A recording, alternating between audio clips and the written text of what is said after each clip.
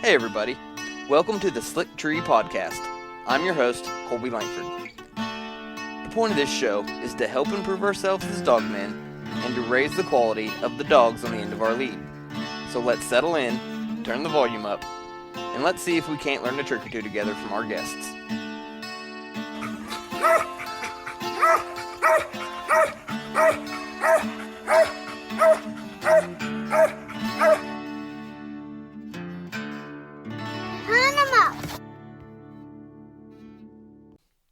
Hey everybody, you are listening to the Slick Tree Podcast. Today we have Ducie Ducote on, and just going to talk about dogs and see where we end up at. How you doing today, Ducie?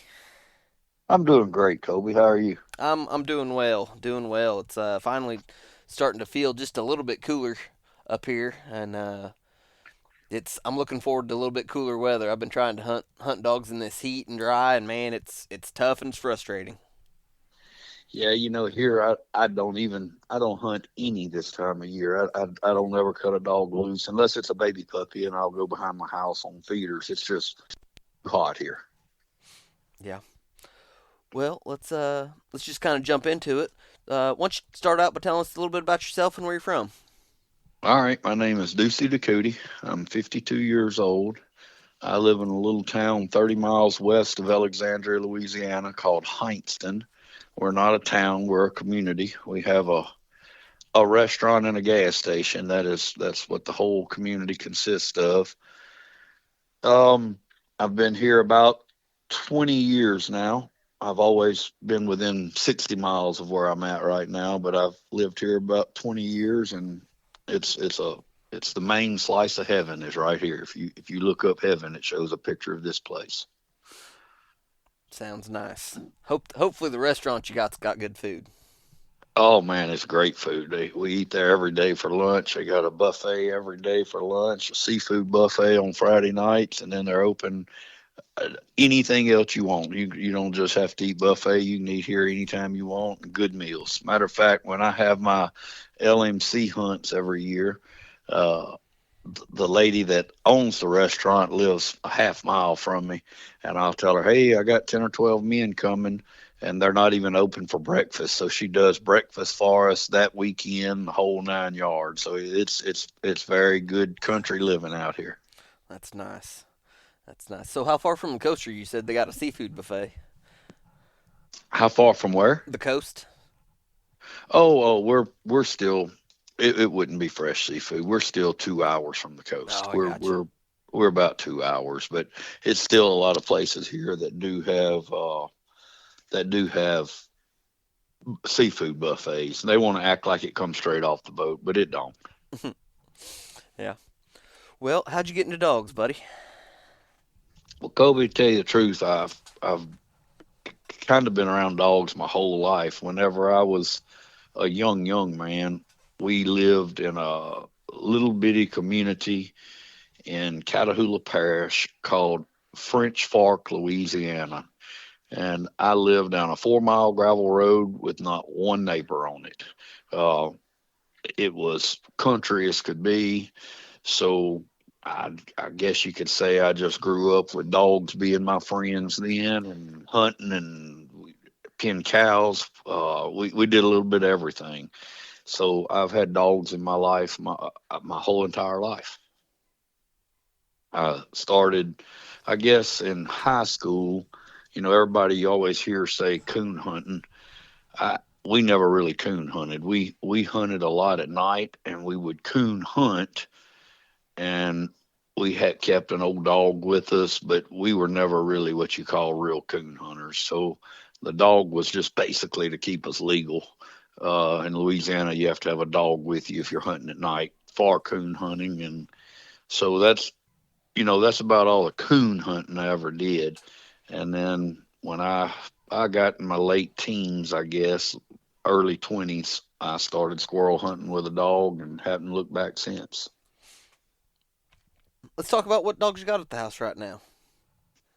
I have too many, is what I have. I, of course, have Razor. Everybody knows Razor. He did a lot of winning when he was a young dog. Um, he sold around to a bunch of people, and I I bought him, I guess, I'm guessing 5 years ago, something like that. No plans on having a stud dog in this world is where it started. I went and picked him up for my cousin, which made a trade on. He owned Sting at the time. Sting's name was Cash App, and oh, the boy, the Tommy Tommy Carroll had Razor. Took me a minute to think there, and they were doing some swapping, and Cody was working, I believe, offshore at the time. So I was the pickup man. So I drove over to Mississippi to Brad Goodman's place and picked Razor up and traded on Sting at the time, and we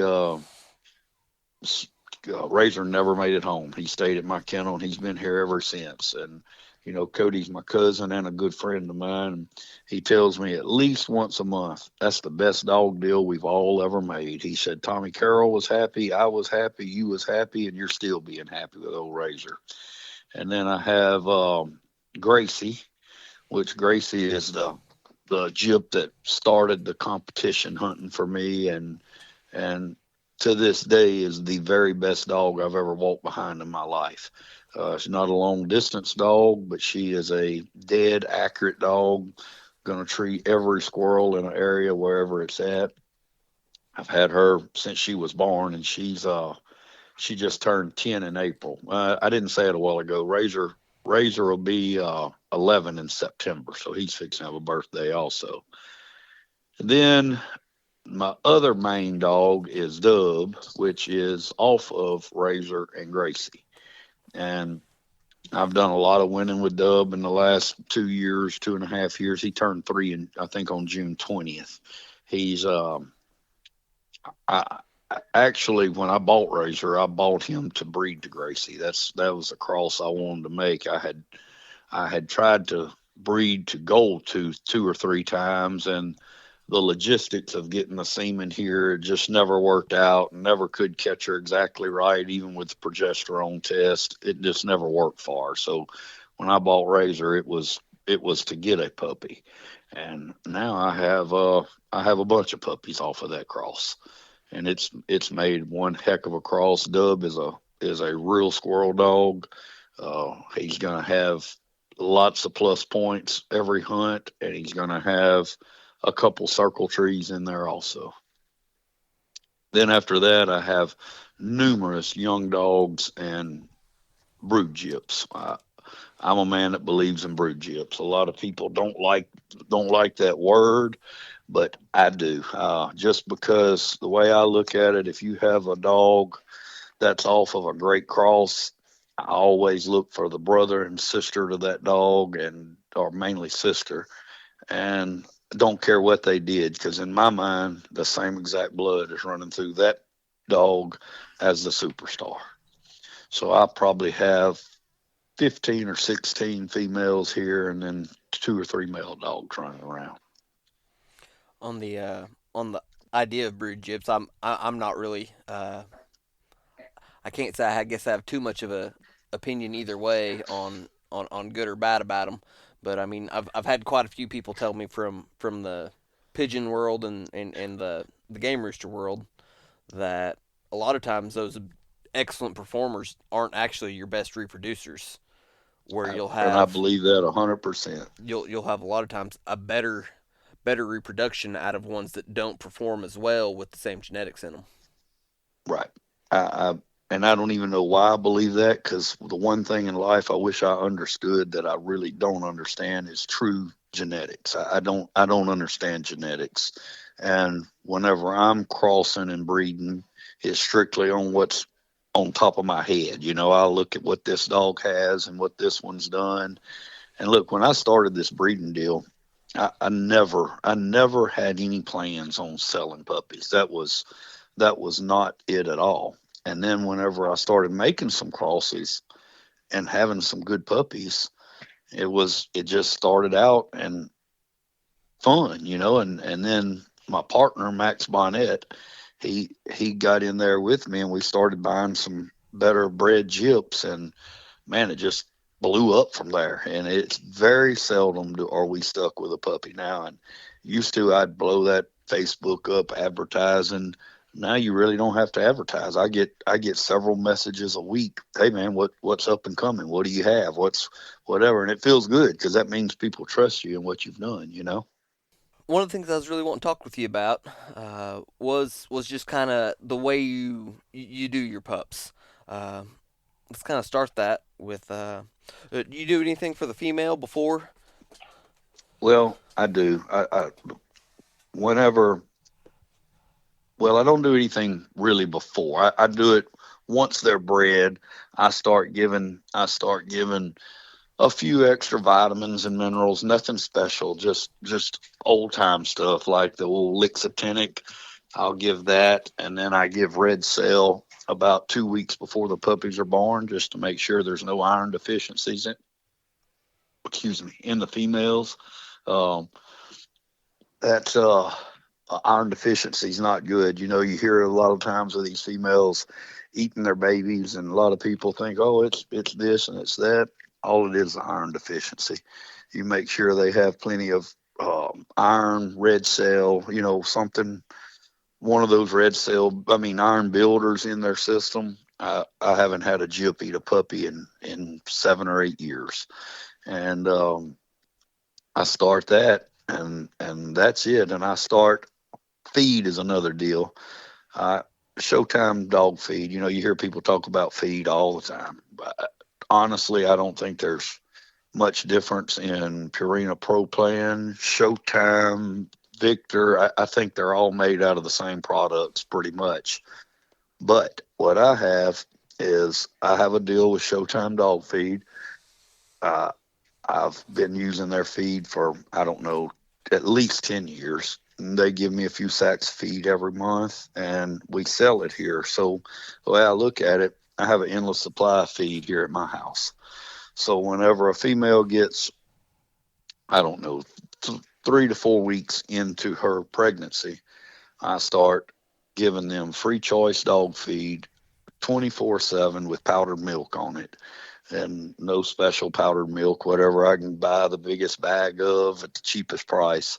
And I keep that on them. And I think that's whenever they start getting to that point, you start seeing them, and the milk, they just so milky. And I believe in fat dogs make good milk. I don't know if that's true, but that's my thought process. So if you're ever here and you see a litter of puppies, you're going to say, does that Jip even have puppies? And they're going to be hers, because they're fatter whenever they have babies than they are when they get here. But as far as pre stuff, that's about all the pre vitamins or anything that I give a female. Yeah, I've heard what you said. You said a I didn't catch what the Vitamix, is that what you said it was? That Lixotenic. Lixotinic. What is that Yeah. exactly? I'm not familiar with that. Actually, it's just a dog supplement for whenever dogs are down. A lot of speed dogs use them. Hound people will use it to kind of, give them a little boost. And I think it's even an iron booster. It's just, I call it like a multivitamin. Like my stud dogs get it every day of their life. But my females, I just start them on it just right before they have babies. It's really expensive, to tell you the truth. It's like $150 a gallon, but it don't take but an ounce or so for a dog, and they love it. You know, most medicines and supplements you give a dog, just like that liquid red cell, you give a dog that, you just about got to hold them down to make them take it. But they love that Lixotenic, so they get it here, you know, every day for the stud dogs, and then as they're getting close to birth on the females. On the idea of iron, I believe I've heard that liver is good for that as well. It is, and a lot of times, if I go by one of these grocery stores, and I'll always go by and boom from the butcher. Hey man, you got any cut up junk pieces of liver, or anything like that? Whenever a female gets close, even though I give them that, I still give them a little liver sometimes. If I have my hands on it, I don't make it a point to give it to them, but I think it's good for them and they like it. Hmm. So, Yeah. what's your whelping setup look like, and at what point? Well, I guess before that, uh, what day are are you breeding on? Do you always do progesterone tests, or how do you handle the actual breeding part of it? Well, most of the time, let's just say an outside customer's bringing a dog here and they want it bred from the time it's bred to the time it's raising puppies here. I'll kind of tell you how I do that. Okay. I try to get the female here at least a week or two before they're even supposed to come in, so dogs are not as regular as they used to be. I don't know why that is, but they're not as regular as they used to be. So if somebody tells me, look, I want to breed to razor and I'm going to leave my dog there and let you raise the puppies the whole 9 yards. We just did this with the old Gyp Blackout. Daniel Lusk owns her in South Carolina. So he sent her here. We get her here in plenty of time. And I have a young lady here that works for me washing dog pens every day. She probably knows more about dogs than most grown men. And when she spots the first drop of blood, or we have a little teaser feist here, a male dog, and if he goes out there and lays by a pen, you can guarantee within about 3 days you're starting to see action on the female. So I don't do progesterone tests because I figure I have my own progesterone tester here. Whenever we see blood and we start watching, I let the feist sniff her every day. And whenever she gets ready, I will move, I will bring her into Razor's pen. And I do things a little different than some people. I foul every female. I don't let them just, I say, run loose in the pen. I put a muzzle on them and I leash them to the side of the pen. That way, there's no chance of a dog getting hurt. And so I'll test her the first couple of days, and usually they're not quite ready. And Razor's bred enough that whenever he sniffs them, he knows whether they're ready or not. And if he don't instantly go to work, I'll move her out. I'll wait 2 days, and then I'll try them again. So once they breed, I breed them every other day until they go out, which is usually 3 breedings. It'd be say a Monday, Wednesday, Friday, and then if it's an older Gyp or something that I really want to make sure gets bred, I'll breed her again Saturday too. You hear all kind of stories of how long the semen stays good in them. I always figure 48 hours. I don't know if I read that. I don't know if a vet told me that, but that's what I use. So I breed every other day until they go out. And as soon as that Gyp starts acting grumpy and grouchy and not wanting to breed again, I quit then because I figure their cycle's over. Then what I do, I don't do ultrasounds unless the customer wants it. Because to me, if you got 6 months to wait either way. She's either bred or she's not, one of the two. And there's no fixing it if it didn't happen. But like, let's say this Blackout Gyp, she was a very easy breeder. She bred a little longer than most Gyps breed.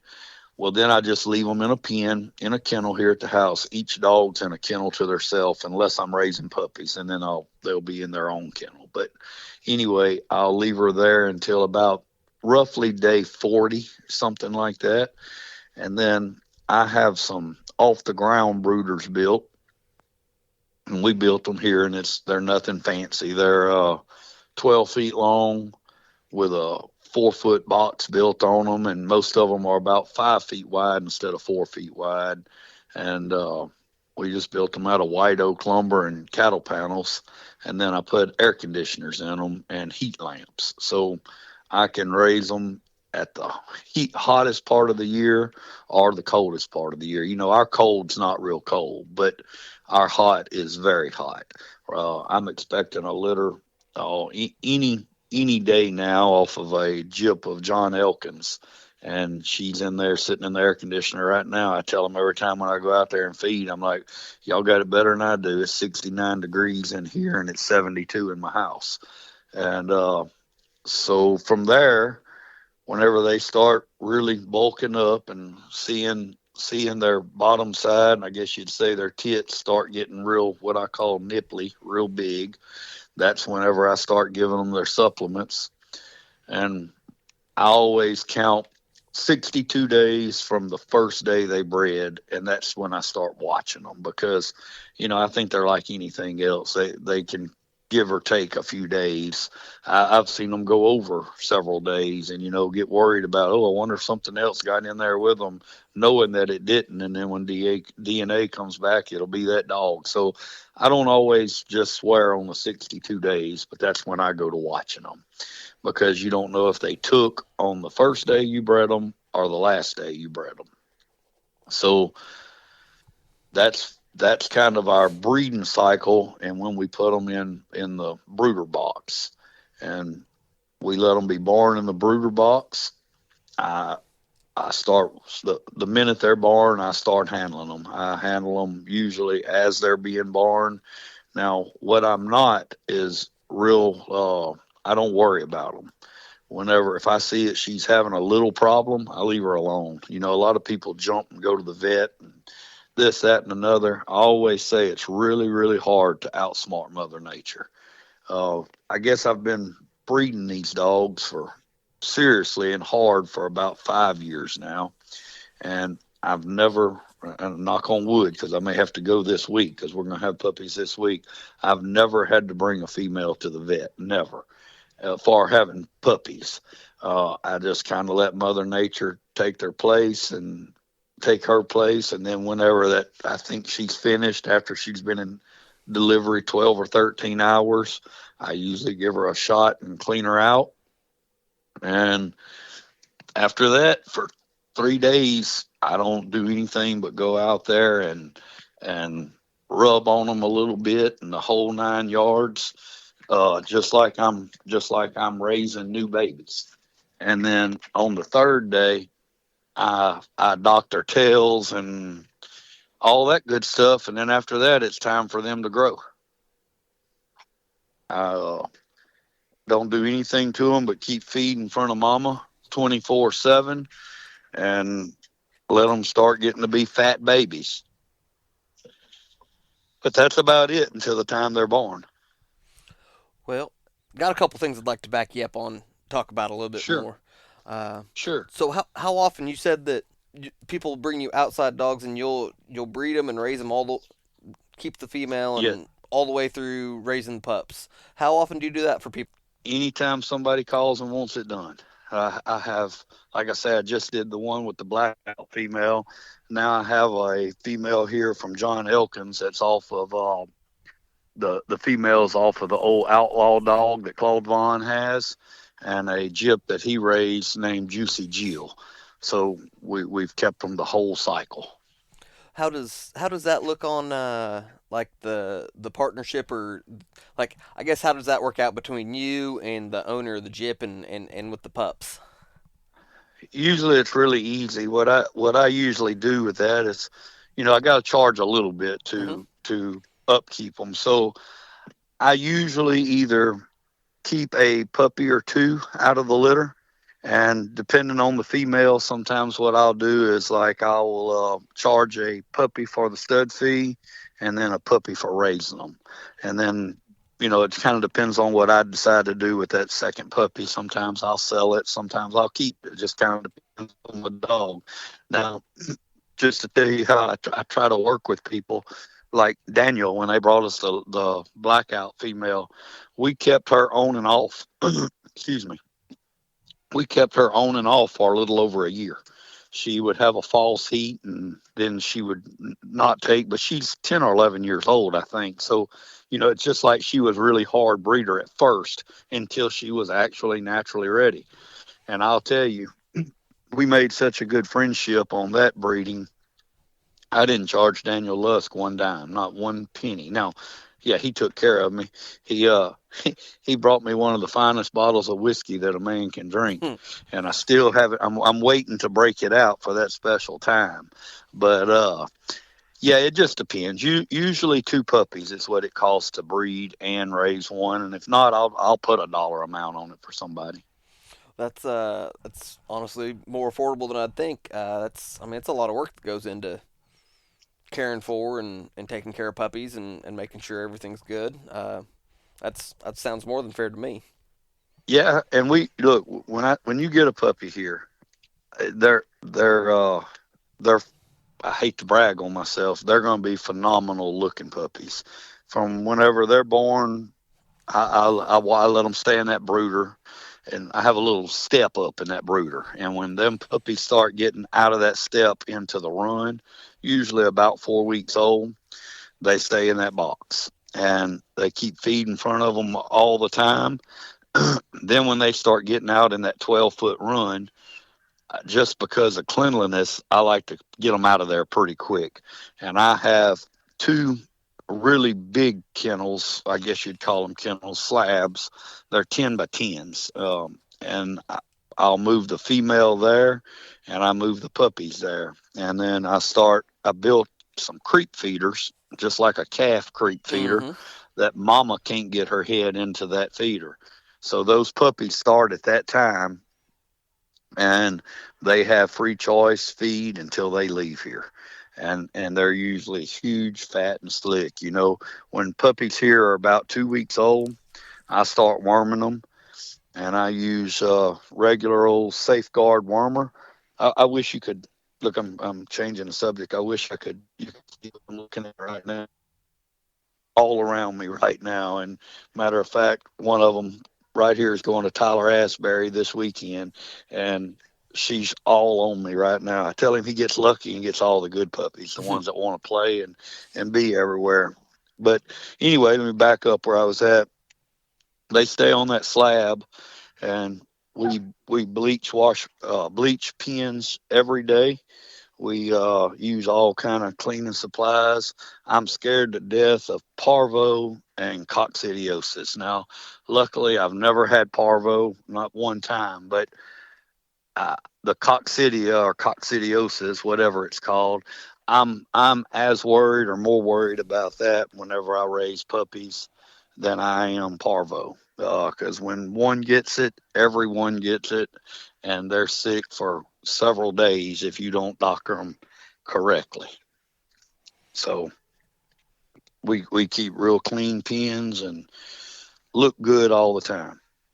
Yeah, it's the few litters I've had. It's man, it's tough to keep pups clean and just they're nasty little critters. I mean, honestly, I mean they're adorable, but man, it's hard to keep them things clean. At 7 weeks old, they need to be at somebody else's house. I usually like to keep them till they're 8 weeks, but at 7 weeks, they need to go because you spend more money on water bill than anything. Washing, washing, washing. I mean, it's 4 or 5 times a day you're washing them kennels because they're nasty. They have free choice feed, and they like scattering it and eating it and playing in it and everything else. And they, it gets time for them to go about that time. Yeah. So also, did I hear you say you have your own progesterone tester? No, I don't. I Okay, use a little Feist for my progesterone gotcha. tester. I was gonna say, He's he's the neighborhood knockup dog. There's probably 7,309 puppies in this community off of him, and he makes his rounds every morning. He knows exactly what he's looking for and whose house to go by, and I tell everybody he's our neighborhood knockup dog. So he checks these females for me every day. Now I have done a little progesterone testing, and we just bred Gracie. Well, I say just 4 months back to Porcupine Mountain Bud, and we had the last two straws off of Bud that we thought were good. And whenever we did all the progesterone testing and all, whenever they AI'd her, the vet said, "Look, I'm gonna be straight with you. The semen was not stored correctly, and it may and may not be good." mm, So that's really the only time I do progesterone testing is if we're AIing a dog. So if it's natural, I've had people progesterone test them and bring them here, but if it's natural and we're doing it, I usually just use a little neighborhood knockup dog here. fair enough. So is pretty much everything you're messing with LMC, which just in case anybody listens not familiar with what LMC is, it's the Legacy Mountain Cur program in NSD, which is a DNA litter registry. Yes, everything here but one dog is LMC'd. we bought a setup dog last year, and I would say he's half bird dog, half hound. I call him Slickum Sam. We've made 34 trees with him and never looked at a squirrel. So he's the slick tree king. And I plan on taking him to some of those NSD hunts this year where I can play the game like not all of them, not all of them, but like some of the hound guys do. Oh yeah, I really think there's one in this squirrel in this tree. Let's look 5 minutes before I cut him loose and he goes another 40 yards in trees. But yeah, everything here is LMC'd except for Slickum. And I'm really big into the DNA. I believe in it. We tried to get it voted in for the UMCA this year, and I think we only had like 62 or 1% or something like that of the body that wanted to vote on it. And for our bylaws changed, maybe they had to have 66 and 2/3%.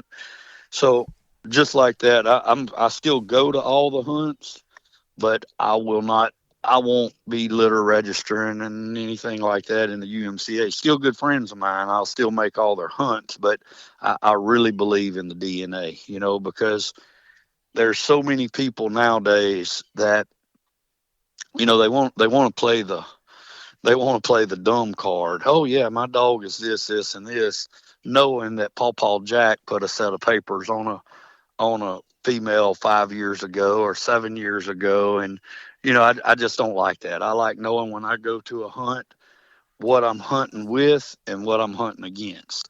And not that I'm scared of going to the, tree and curs or the walkers or whatever. Every man has his own breed. I just really like the LMCs, and I like to know what they are. Well, if you're With real birthdays, I really like to know the yeah, birthdays. I mean if you're hunting a cur dog against cur dogs, you want to be sure that you're really hunting against cur dogs.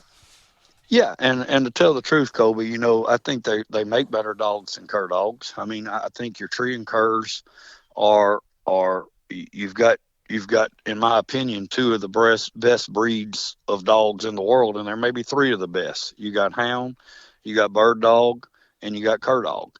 And sure, when you make that mix, you're gonna get more of a complete dog than you do a cur dog. To me, the cur dog is the one that's going to feed you, though. I always, a lot of people know I just started a new Facebook page called Facebook Cur Dog Funnies, Mm-hmm. and it's where you can pick on each other about everything. And our only rule is you can't get your feelings hurt.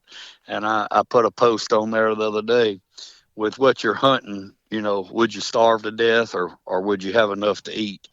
Most people, most, not all. I don't want people to listen to this and call me and say, "Man, I can't believe you talked about these tree and curs," because I'm not.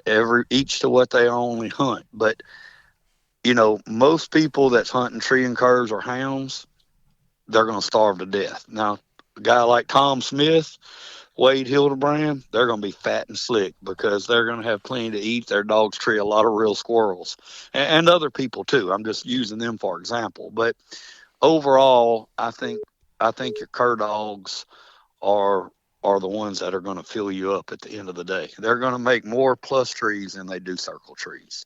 Last year I went to the LMC World, and Dub could still hunt in the juniors. So it was maybe, I don't remember why I was at the clubhouse because I made it to the final round. Maybe we was just all visiting, and Jimmy was able to pull all that up for me. And I'm sure anybody can do it. I don't know how to do it, but on that site, he got to pulling up statistics and stuff like that. Well, Dub at the time was the number one cur dog in plus points in the LMC. And, to me, that means a lot. I think he was like, I want to say 53 or 54%, something like that. That's still not 100%, but that's a lot better than a lot of these dogs. And I know in this competition hunting, we all get hung up on winning. I'm more about it for the dogs. I want to see that dog with plus points because I want to raise a squirrel dog. I don't want to raise a tree dog. Mm-hmm. So that's my go-to on the LMC. I like it because it's a cur dog based program. Seems like it works. It is. It's something neat, you know. But you know what gets me? Like every November, I have a LMC hunt. I don't understand why the LMC hunts are not taking off because there's a pile of people in the LMC. There's a pile of us in there. But like let's just take for instance this year in November, November 7th, 8th and 9th, I'll have my LMC weekend. I have a $50 shootout on Friday. I have a state hunt on Saturday and I have a $50 shootout on Sunday. I donate $300 to the high scoring dog of the weekend. You got to be there all 3 days to qualify for high scoring dog. I put up back 100% of anything that I make off the hunt goes back to the winners of the hunt. You're just trying to draw people. I don't make anybody get a motel room. We all pile up at my house. We cook 2 or 3 big suppers every night.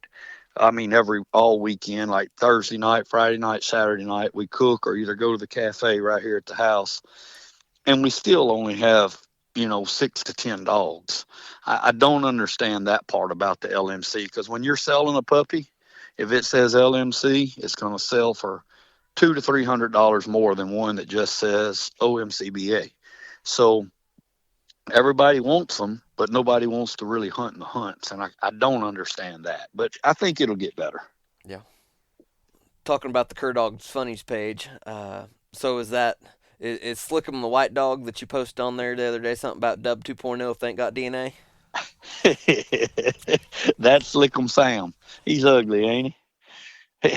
He's I would say a bird dog walker cross with glass eyes. He's as ugly as homemade soap is what he is. But yeah, that was kind of a little funny because of the people voting down the DNA. I figured that could be Dub 2.0 on the papers, being that there's no DNA. Yeah. So where'd you come up with that dog at? Man, I'm terrible with names. A guy from North Alabama had him, and if you said his name, I would know it. Tommy Mears, maybe I think's his name. And I just put a post on Facebook one day that I was looking for a big mouth, independent hound that I didn't care if he ever had a squirrel. I just wanted him for a setup dog. And a buddy of mine texted me and said, "Here's the dog for you." And I thought it was a joke. And I called the man and I said, "Look, before you laugh, I'm not insulting your dog. I want a dog that I don't care if he ever really has a squirrel. I just want him to be independent, loudmouth, and will not leave a tree." He said, "I got the one for you." And he said he's getting better from whenever I got him. And 100% everything he told me about that dog was true. And I was getting ready to go to the JPI. And I don't even remember what we gave for the dog. I don't know, a couple $1,000, somewhere's in that range. I don't remember. And my wife said, "Are you really going to give that for a dog that don't tree squirrels?" I said, "I'm not giving that for a dog that don't tree squirrels. I'm giving that for an insurance policy." And I said, "As far as I know, Dubs never really covered a dog unless they were just right together and both of them blew up on a squirrel." I said, "You'll think I'm a genius if I come home with $100,000 in my pocket from the JPI. You'll say, my husband is a true genius buying that setup dog." But I didn't come home with the 100,000 and I still got Slickum Sam. So that's what he was bought for, and we'll probably hunt him this year, and we'll probably sell him. A lot of competition. He'll win a lot of competition hunts, especially on them bad days and leafy days before the winter gets here. And look, he's probably the smartest non-squirrel treeing dog I've ever had. If you turn him loose in a pine thicket, he's going to go find the only oak tree that has 700 vines on it, and his eyes is going to be rolled back in his head whenever you get there, and you're going to swear there's a whole family of squirrels in there. But then you could take a chopping axe, cut that tree down, and delimb every bit of it, and you'll never find a squirrel. Uh, so tell us about. So I think I think I'm smelling what you're stepping in on. You saying he's a setup Okay. dog, but Yes. let's just go and clarify a little bit. So how are you setting this up? Are you just doing like mock casts with Dub just to make sure he's not going to back and cover another dog? Yeah. Is that what you're doing with him? Yeah. Actually, and when I bought him, it was for the JPI. But my buddy Max bought a dog last year, and he's a full brother to the Gator dog that the guys from East Texas own, that Les Hard hunts, and he's a pretty nice dog. But he we put him in a pro hunt in Arkansas last year, and there was a hound that Max drew out with, and the very first bark and all of that hound, it kind of blew this cur dog's mind. He'd never been with many dogs anyway, and that hound was really loud. So we bought him for the setup, for Dub, for him. But way we do it is we'll send him in there and tree, and then either Max or myself will hide behind a bush there with a switching limb in our hand, and then whatever dog we're hunting, we'll try to cut him to him. And if he gets anywhere close, the big boogeyman comes out with a limb and runs everybody off, runs that dog off, and about 3 times of that, and they don't even know that hound's in there barking. Mm-hmm. Works great. Just takes 2 people to do it. Yeah. That's a problem I have. I feel like with training a lot of times I don't have anyone just real close to me that I get to hunt with very often, and so I actually just went and met with. I think me and Ricky Merrill are going to try to start hunting a little bit. He's got the oak dog, and we got together last week and hunted a little bit, and I went down to him, and I think he's planning on coming up to me this weekend. So try to do a little bit of working and tuning on the dogs. You know that Ricky Merle, those are great guys. Him and his daddy. A couple of times I went and bred to the Lightning Creek Fog one time that Troy Mm-hmm. Bates owns over there, and it worked out. Let's see how did that work out. I think he was at Ricky Merle's place, at the dad's place. His name's Rick too, ain't it? Yes, it is. Okay, yeah, I thought so. It was at his place. So they have a winery there, Mm-hmm. and they had it set up for me to get there, stay in the winery. I bred the Gyp that night. I got up the next morning, bred her, and hauled butt and came back to Louisiana with her. And since then, I think 2 different times I've been to hunts up there. And Rick and Ricky and them, they don't really know me from Adam besides just going up there and going to a couple hunts. Every time I've made that drive, Rick will have his camper trailer set up for me, or he'll have a blow up mattress in the winery. And they're good people. They've been good to me every time I go. It's like when I'm there, just make yourself at home. See you later. They trust me with everything that I do and bring, and no questions asked. They've been great to me every time. Them are good people. Yeah, they are. Rick usually has some good barbecue. Anytime they have a hunt there too, he usually has some good barbecues out for lunch. And Man, let me stop you on that. We went to a hunt there, and they kept talking about barbecued bologna. And I kept thinking to myself, I'm not eating no bologna when I get there. That's out. I'm not eating bologna. I'll find me a convenience store, and I'll go get me something out of the hot box. I'm not eating bologna. I ate enough bologna as a kid that I was not eating bologna. Well, when we came in from that cast, I looked, and it looked like big old pieces of backstrap laid up there, big long pieces. I looked at that and I said, I'm going to try that. I don't know what that is. I got that and I ate it. I got me another piece of it and I ate it. I said, look, I hate to be a hog and I have no clue here what I'm eating, but I want one more piece of this. And I got up. They said, that's that smoked bologna. I said, you got to be bulling me. And I ate smoked bologna, and ever since then, at least 2 or 3 times a year now, I buy a whole bologna and barbecue it. I didn't know they made bologna in anything besides 16-inch slices with the red ring around it. I thought that was the only way you could get bologna. yeah, you gotta But gotta pick it up before they slice it. yeah, that was fine eating is what that was. I can tell you that was top notch. Yeah. Actually, I don't know if you remember this, but we did meet one time there at I do. at OK. Yeah. Yeah. I don't. Yeah, I remember. I think it might have been that hunt, to tell you the truth. I Was can't. it that one? I believe. I don't remember. It's been a few years back now, and Yeah, they. I don't Yeah, think I don't think I stuck around for the final cast. yeah. Those are good people, and I always say I'm going to another one. But that's a smooth at least 8 hours for me. Any way I go, that's an 8 hour drive. Hmm. I've never been one to go like after a points race or whatever. But if I was ever to get after a points race and want to try to win something, I would definitely go to those hunts because they're fun hunts and good people. No drama when you get there. Yeah, that's most of the NSD hunts I've been to have been out of the OK Clubhouse, which I'm going to host a couple this year. So I haven't seen where they've listed any dates. I was asking Ricky about that the other day. I haven't seen where they've got any dates up on the calendar yet for where they're going to be hosting any. And then Lane Williams has got, I think, one NSD hunt on the calendar in Oklahoma for this year. So Lane, I know he's one of you Okies up there. And I don't know Lane very well. I've spoke to him 100 times on Messenger and stuff like that. But man, he sure seems like a dog man. We know each other, but we don't know each other. When he lost that Beth dog, the Jag Terrier he mm-hmm. had, man, I know him good enough to know that when we was at LBL there a year or so ago, a couple of years ago, I guess, all of a sudden a little old bitty dog came up to our camp and was right into everything, and it ended up being Lane's Beth dog. And I talked to him for 30 minutes on that dog, and I was like, man, I got to have one of these.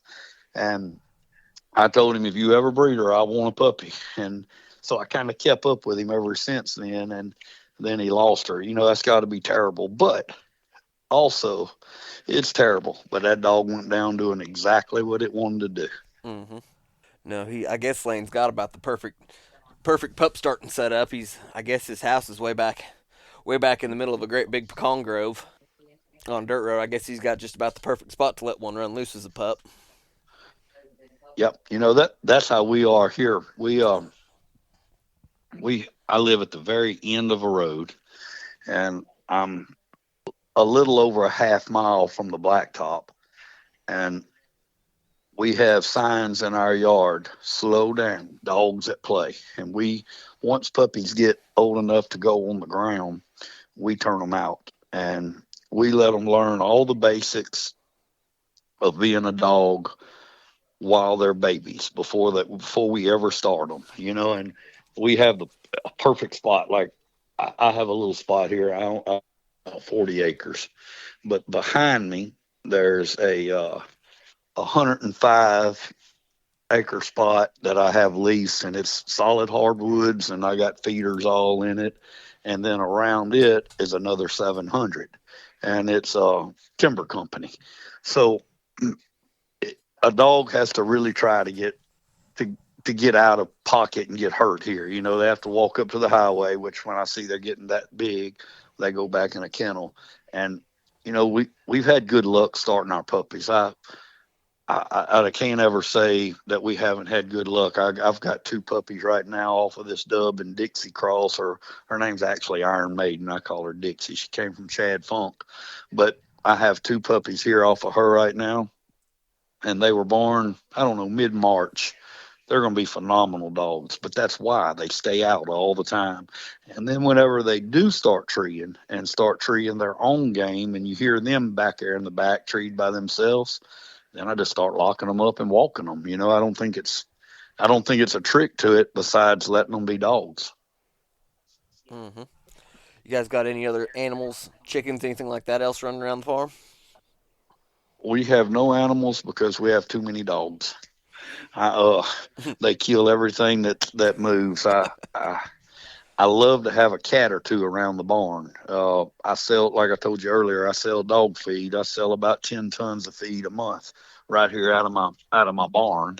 And of course you have rats and mice. So I would love to have 10 cats running around, and that's just not possible. A buddy of mine the other day brought me 9 cats in a kennel, from baby kittens to grown cats. I put them up in the loft of the barn, and I babied them for about 4 weeks, feeding them up there 2 or 3 times a day.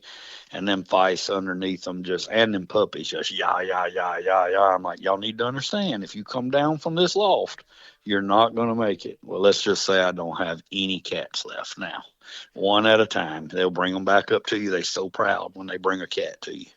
So no, we were in the cattle business, and I say cattle business. We were never in the business. We were in the team roping business. We produced team ropings for about 10 years. So we had a bunch of old Corriente and Longhorn cows and pile of horses, and uh, that's what we did. Was all within 100-mile radius of us here.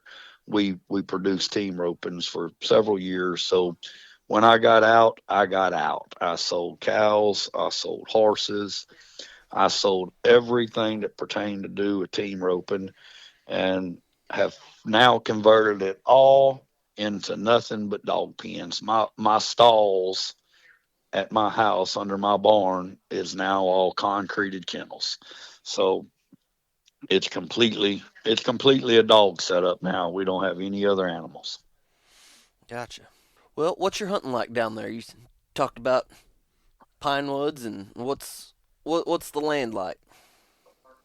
Well, everybody thinks in Louisiana it's nothing but solid swamps and miles of flat ground.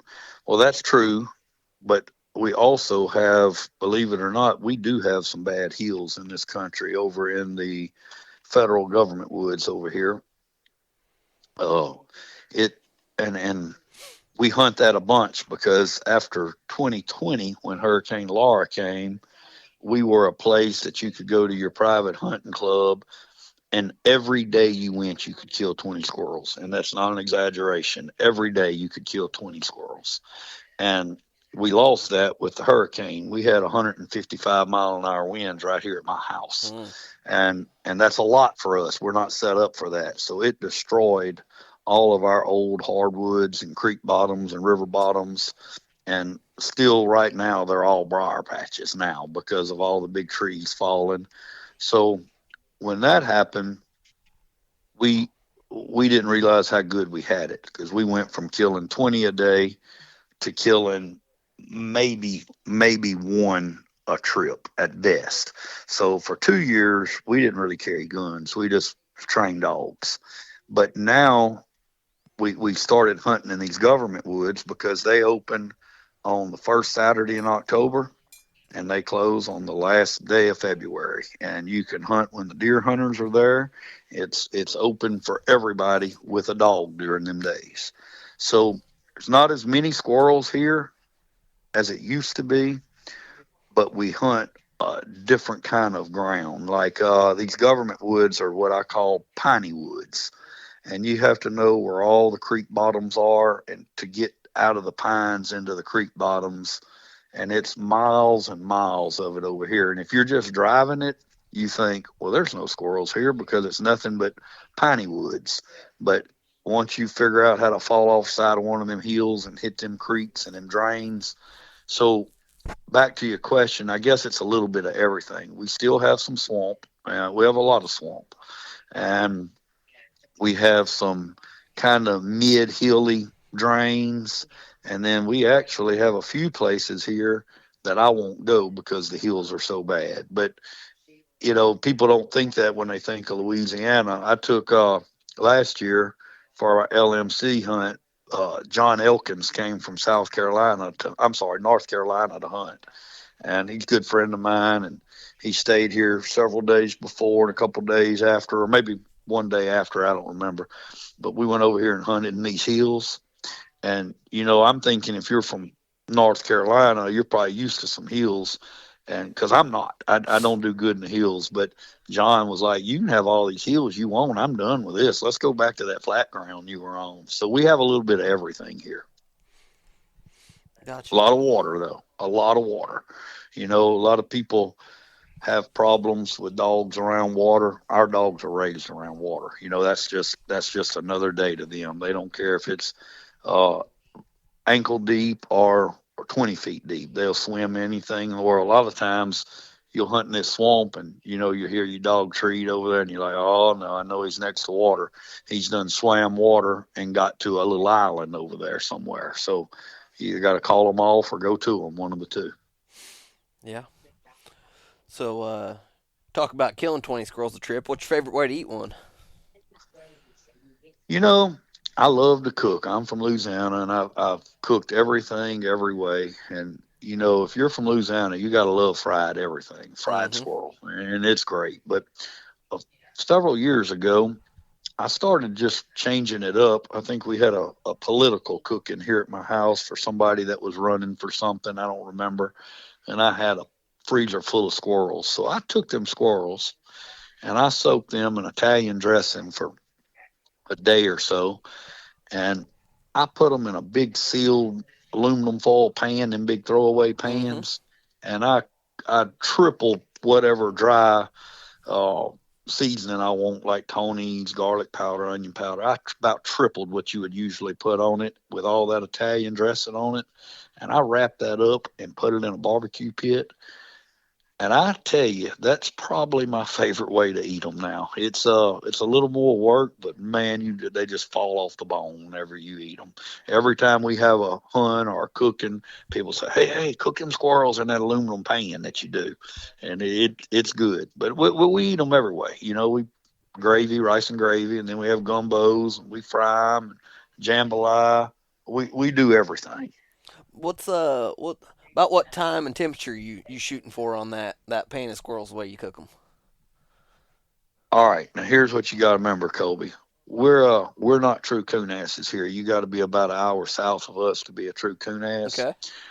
But time and temperature, I have no clue. And that's how we cook.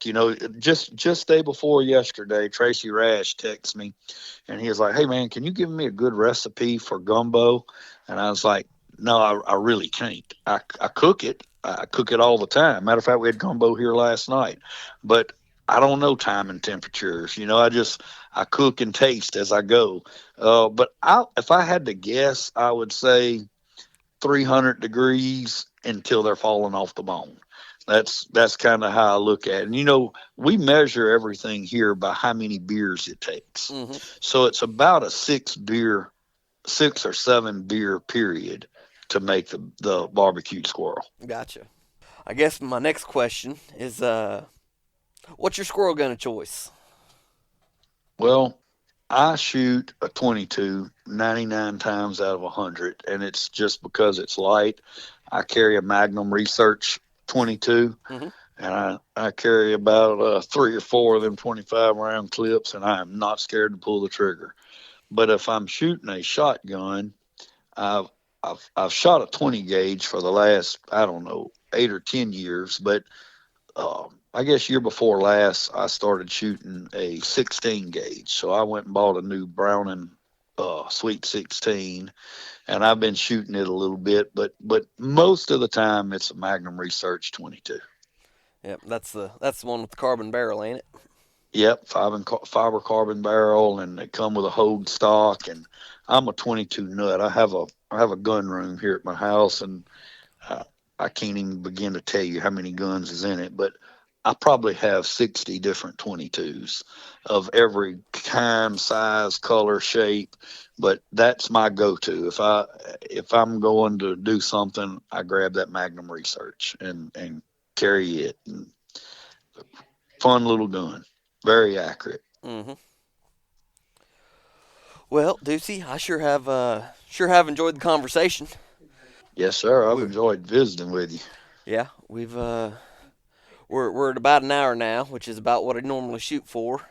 Is there anything else you want to talk about before we get off here?